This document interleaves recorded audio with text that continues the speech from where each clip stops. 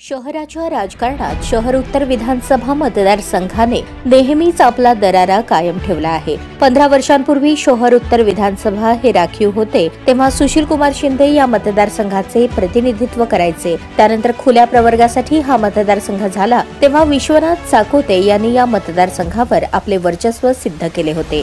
थोडक्यात काय तर शहर उत्तर विधानसभा हे नेहमीच काँग्रेसचा बालेकिल्ला म्हणून ओळखला जातो, पण मागील 15 वर्षांपासून शहर उत्तर विधानसभा हा मतदारसंघ भाजपच्या ताब्यात गेल्याने शहरातील काँग्रेसचे वजन कमी झाले होते। सलग 3 टर्म शहर उत्तर विधानसभेत मताधिक्यांचे लीड घेऊन आमदार विजयकुमार देशमुख हे या मतदारसंघावर कुंडली मारून बसले आहेत। पण यंदाच्या लोकसभा निवडणुकीत शहर उत्तर विधानसभा मतदारसंघात भाजपाला खिंडार पाडत शहर उत्तर विधानसभा मतदारसंघातील मतदारांनी काँग्रेस पक्षाच्या प्रणिती शिंदे यांना झुकते माप देताच शहर काँग्रेस पक्षाच्या स्थानिक काँग्रेस नेत्यांनी शहर उत्तर मध्ये मोर्चे बांधणी करण्यास सुरुवात केली आहे। परंपरागत ही जागा काँग्रेस पक्षाकडे होती। काँग्रेस पक्षाने अनेक निवडणुका लढवल्या आणि जिंकल्या। भाजपचं साम्राज्य जर शहर उत्तर मधून संपवायचे असेल तर काँग्रेस शिवाय पर्याय नाही असा सूर आळवत शनिवारी शहर काँग्रेसचे वरिष्ठ उपाध्यक्ष सुनील रसाळे, हेमा चिंचोळकर, अशोक कलशेट्टी, संजय शिंदे, सुशील बंदपट्टे, चक्रपाणी गज्जम, राजू सलगर, पशुपती माशाळ, शिवकुमार कोळी आदी नेत्यांनी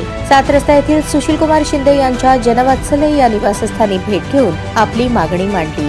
महाविकास आघाडीच्या बैठकीमध्ये शहर उत्तर विधानसभा मतदारसंघ हा काँग्रेसकडेच असावा यासाठीचे प्रयत्न आपल्याकडून झाले पाहिजेत अशी अपेक्षा यावेळी काँग्रेस कार्यकर्त्यांनी शिंदे यांच्याकडे व्यक्त केली। अचानकपणे शहर उत्तर विधानसभेवर काँग्रेस कार्यकर्त्यांचे लक्ष घातल्याने राष्ट्रवादी काँग्रेस शरद पवार गटाचे नेते महेश कोठे यांची राजकीय गोची निर्माण करण्याचा प्रयत्न केला जातो आहे का अशी शंका व्यक्त केली जात आहे।